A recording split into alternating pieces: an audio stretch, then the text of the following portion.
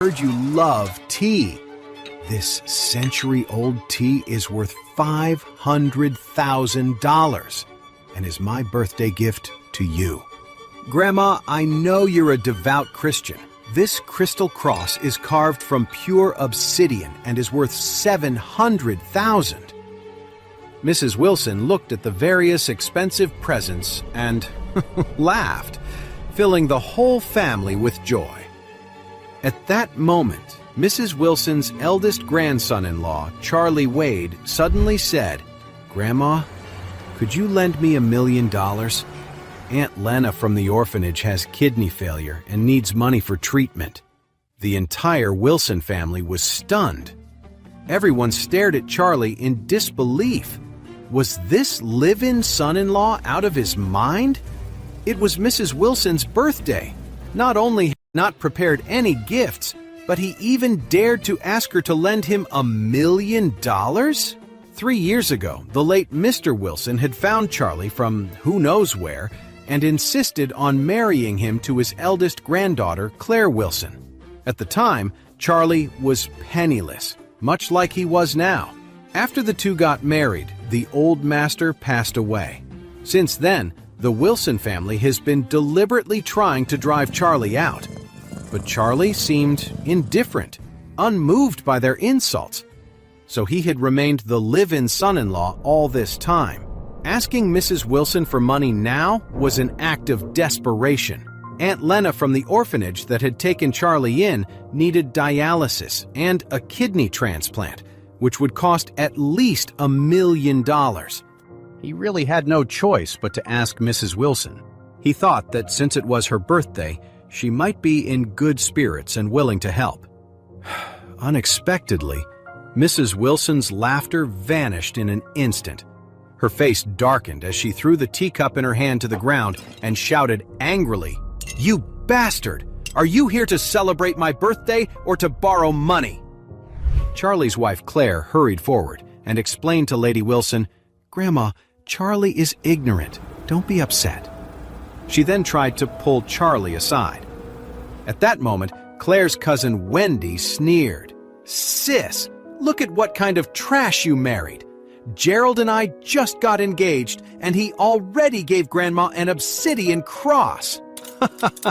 "It's hilarious your husband didn't bring any gifts and still has the nerve to ask Grandma for money." "Exactly, Charlie, my man. We're both son-in-laws of the Wilson family." As the eldest, you're a real failure," remarked Gerald White, Wendy's fiancé and the young heir of a wealthy local family.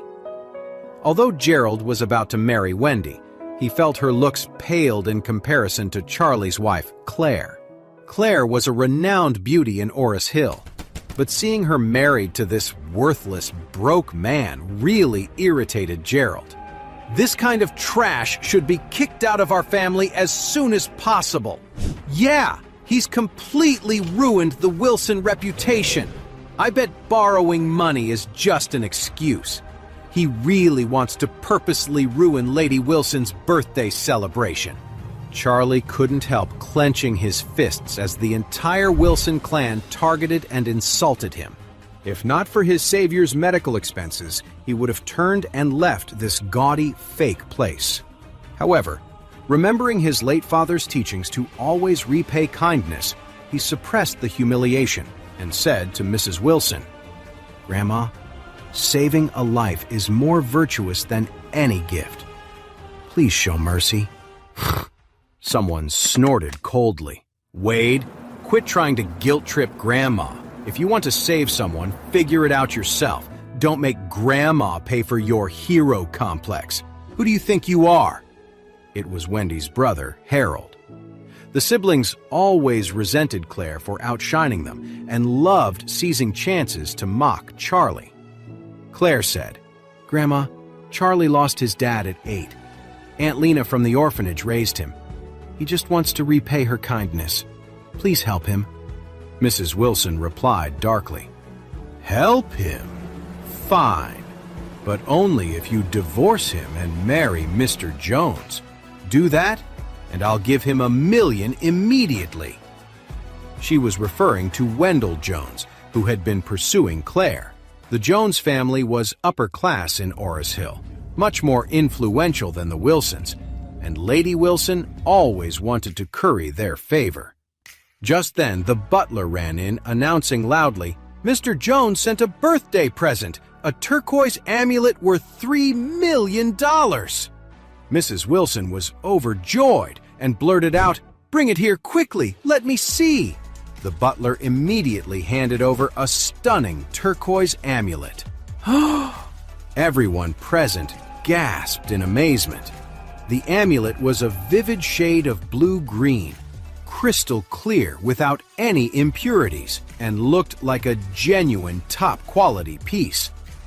Gerald, who had gifted the obsidian cross, looked a bit awkward seeing this amulet. Unexpectedly, Wendell, who had no real connection to the Wilson family, had been so generous. Mrs. Wilson happily played with the amulet, saying merrily, "Oh, Mr. Jones is so thoughtful. Oh, if only he could be my grandson-in-law. It would be a dream come true." She then looked up at Claire. "What do you say to my condition? Will you consider it?" Claire shook her head. "Grandma, I won't divorce Charlie." Mrs. Wilson's expression instantly darkened. She angrily cursed. "Don't give me that attitude. You insist on clinging to this trash. Get him out of my sight. He's not allowed at my birthday banquet." Charlie was completely disappointed. He had no desire to stay with the Wilsons any longer. He said to Claire, "I'm going to the hospital to check on Aunt Lena." Claire hurriedly replied, "Then I'll come with you." Mrs. Wilson snapped, "If you leave too, I won't consider you my granddaughter anymore. Take your parents and get out of the Wilson house with this loser." Claire looked startled, not expecting such harsh words from Lady Wilson. Charlie quickly said, "You stay. Don't worry about me." Before Claire could respond, he turned and walked out. Harold laughed behind him. "Oh, my dear brother-in-law, you're leaving hungry. Are you going to beg on the streets for dinner? Don't completely ruin our family's reputation. Here, I've got a coin. You can buy a sandwich to eat." He took out a coin and threw it at Charlie's feet. The entire Wilson family burst into laughter. Charlie gritted his teeth and left without looking back. Rushing to the hospital, Charlie immediately went to the billing office, wanting to inform them that the payment for Aunt Lena's medical expenses would be delayed by another 2 days. However, when he asked the nurse, Charlie was suddenly told that Aunt Lena had been transferred overnight to the best hospital in Eastcliff. Shocked, he hurriedly asked, "How much does it cost? I'll find a way to pay." The nurse replied, "A total of $3 million is needed. $1 million has been paid, but there's still a gap of $2 million. It's due in a week." "Who paid the first $1 million?" Charlie asked. The nurse shook her head. "I don't know." As Charlie was trying to figure it out, he turned and saw a man in a black suit with gray hair, about 50 years old, standing behind him. The man bowed and said, "Young master, you have suffered for so many years." Charlie frowned, his demeanor changing.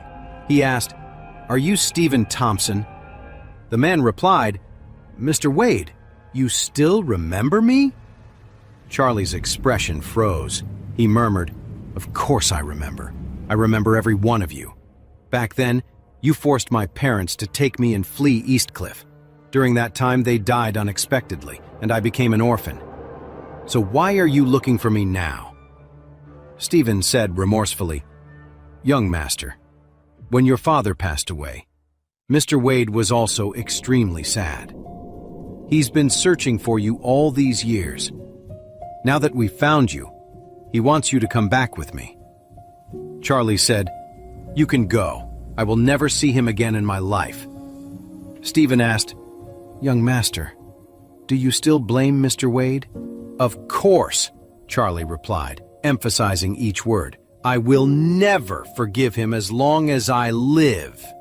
Stephen sighs. "Before I came, Mr. Wade said you might not forgive him." "At least he's self-aware," Charlie scoffed. Stephen continued, "Mr. Wade knows you've suffered over the years. He wants to compensate you. If you don't want to return, He'll buy the largest company in Oris Hill and give it to you. He also asked me to give you this card. The password is your birthday." He handed over a platinum card. "Mr. Wade, there are only 5 such cards in the country." Charlie shook his head. "Take it away. I don't want it," Stephen pressed. "Mr. Wade, for Miss Lena, you still have a shortfall of $2 million in medical expenses. If you fail to pay, her life may be in danger." Charlie frowned. "Are you deliberately trying to manipulate me?" Stephen quickly said, "I wouldn't dare. If you accept this card, it will be more than enough to pay the medical expenses." Charlie asked, "How much money is on this card?" Mr. Wade said, "This card is just a little pocket money for you. Not much. It has a total of $10 billion.